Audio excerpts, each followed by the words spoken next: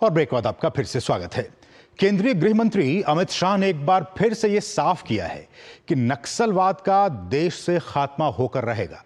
रविवार को रायपुर में उन्होंने कहा कि देश को मार्च 2026 तक नक्सलवाद से मुक्ति मिल जाएगी। इसके साथ उन्होंने यह भी कहा कि इस खतरे को खत्म करने के लक्ष्य को हासिल करने के लिए मॉनसून के मौसम में भी नक्सल विरोधी अभियान जारी रखा जाएगा। अमित शाह ने कहा कि हम नक्सलवादियों को मॉनसून के दौरान भी चैन की सांस नहीं लेने देंगे। उनके खिलाफ अभियान बारिश में भी जारी रहेगा। केंद्रीय गृह मंत्री अमित शाह ने छत्तीसगढ़ में नक्सलवाद के खिलाफ अभियान के लिए राज्य सरकार की तारीफ करते हुए कहा कि सभ्य समाज में हिंसा और लाल आतंक का कोई स्थान नहीं है। उन्होंने नक्सलवाद को जड़ से समाप्त करने के संकल्प को एक बार फिर दोहराते हुए कहा कि 31 मार्च 2026 को देश नक्सलवाद से मुक्त हो जाएगा। उन्होंने कहा कि इस बार बारिश में भी नक्सलियों को सोने नहीं देंगे और बस्तर के जंगलों में ऑपरेशन मानसून चलाया जाएगा। 31/3/2026 ये देश नक्सलवाद से मुक्त हो जाएगा। और मित्रों, मैं फिर से बात विश्वास के साथ दोहराना चाहता हूं, जिस तरह से सुरक्षा बलों ने पराक्रम किया है, हमारी सूचना एजेंसियों ने सटीक रणनीति बनाई है, हमें लक्ष्य को सिद्ध कर रहेंगे।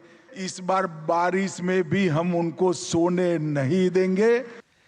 छत्तीसगढ़ के 2 दिवसीय दौरे के पहले दिन केंद्रीय गृह एवं सहकारिता मंत्री अमित शाह ने राष्ट्रीय फॉरेंसिक विज्ञान विश्वविद्यालय NFSU और केंद्रीय फॉरेंसिक विज्ञान प्रयोगशाला CFSL रायपुर परिसर की आधारशिला रखी। केंद्रीय गृह मंत्री ने NFSU रायपुर के अस्थायी परिसर का उद्घाटन भी किया।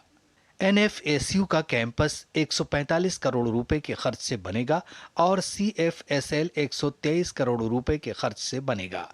कुल मिलाकर 268 करोड़ रुपए के खर्च से फॉरेंसिक साइंस के उच्चतम संस्थान अब नवा रायपुर में आ जाएंगे। केंद्रीय गृह मंत्री ने इस पहल को छत्तीसगढ़ में क्रिमिनल जस्टिस सिस्टम को आधुनिक बनाने में महत्वपूर्ण बताते हुए कहा कि राज्य में 3 नए आपराधिक कानूनों के लागू होने से न्याय व्यवस्था में तेजी आएगी। तीनों आपराधिक कानून पूर्णतया लागू होने के बाद हमारे देश के किसी भी कोने में रजिस्टर हुई FIR 3 साल में फरियादी को और विक्टिम को सुप्रीम कोर्ट तक न्याय दिलाने की सुनिश्चितता करेगा।